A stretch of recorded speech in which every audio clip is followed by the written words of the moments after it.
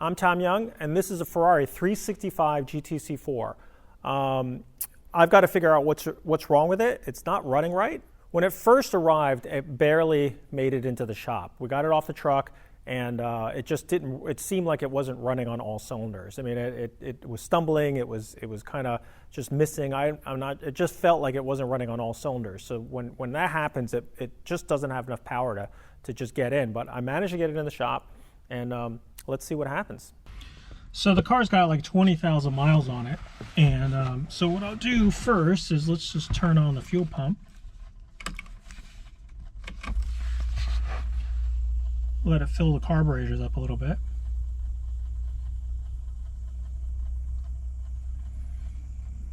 Usual Ferrari startup, which is just to get the fuel going so that the carburetors can fill up. Make sure you got plenty of gas in the fuel bowls. Make sure I'm in neutral. That should be enough time for the fuel bowls to fill up. And let's try to crank out. A couple pumps.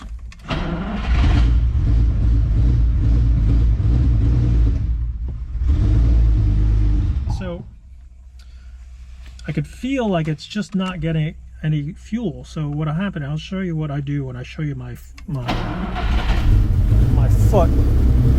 So when I push the fuel down, it doesn't respond. See how that works? So what that does is you can hear the snapping and the popping.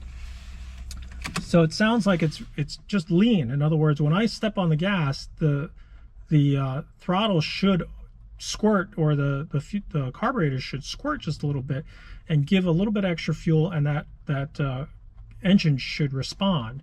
But what's happening instead is that it's just kind of falling flat on its face and then stalling, because I think what happens is as the throttle plates open, it's looking for that squirt of fuel. There's no fuel going in, so then the engine runs very lean, and then there's not enough fuel for ignition, and it just goes flat. It just falls and stalls. So I'm gonna go and take a look at the carburetors and see if they're actually squirting any fuel. So the accelerator pumps, or the accelerator jets, are really easy to get to on a DCOE. So without fuel pumping, I can pull this out and see whether or not fuel, well, what happens is this little jet,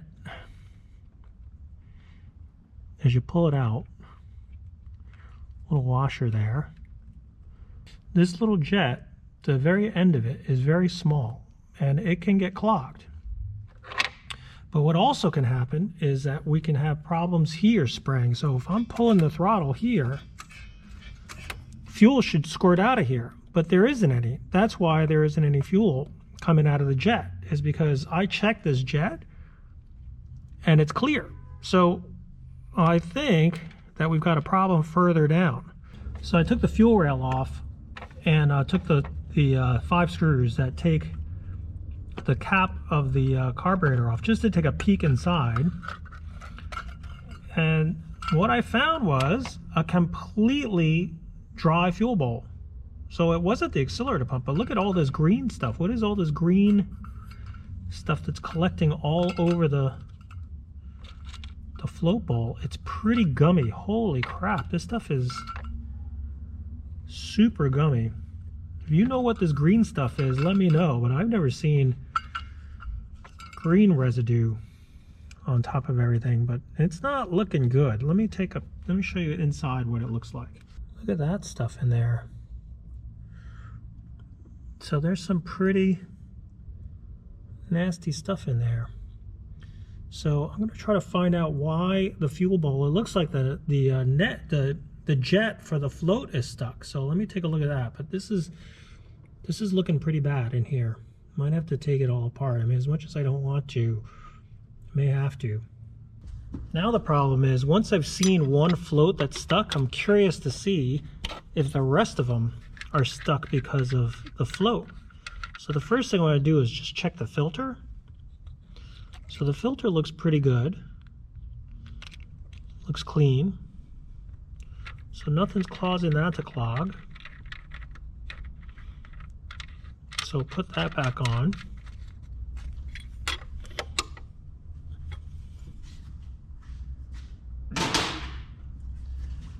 Then what I want to do is just take this carburetor, these screws out, so I could take a peek into the float. That first float being completely dry, we may have a problem with whatever that green stuff is.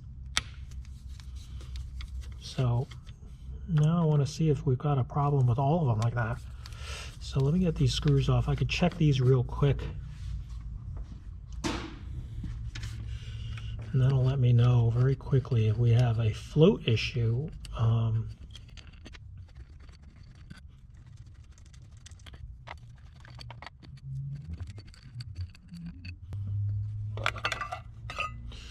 Dry as a bone. Yep, you could see, I don't know if you could see that, but the float is completely stuck. Let's see how these carburetors turned out. I did a quick cleanup of the top floats and got them all unstuck. So let's see how she starts now.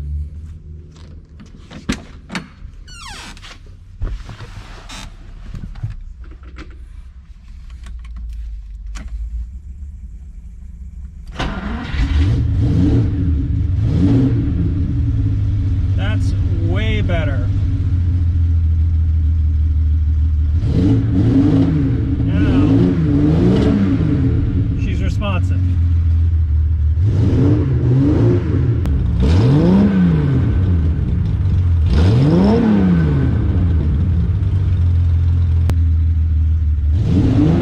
That's the way it's supposed to feel.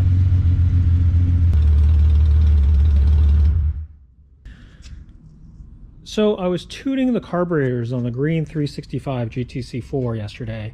I was trying to see whether or not I can get these carburetors to run better, even without taking all the carburetors apart. Simply because the accelerator pumps were clogged, or the jets were clogged, and I felt like if I could just clean them out and run some fuel through it, maybe it would run a little bit better. But part of getting this car to tune is you kind of have to get the engine to warm up. And I was just letting it idle here and checking balance and all this other stuff while I was waiting for the oil to reach temperature and everything. And as the car started to warm up, I kept an eye on the water temperature, and I was waiting for the cooling fans to turn on. And eventually, as it crossed over to around, I think the cooling fans turned on around 185 degrees, and that's when the cooling fans did turn on.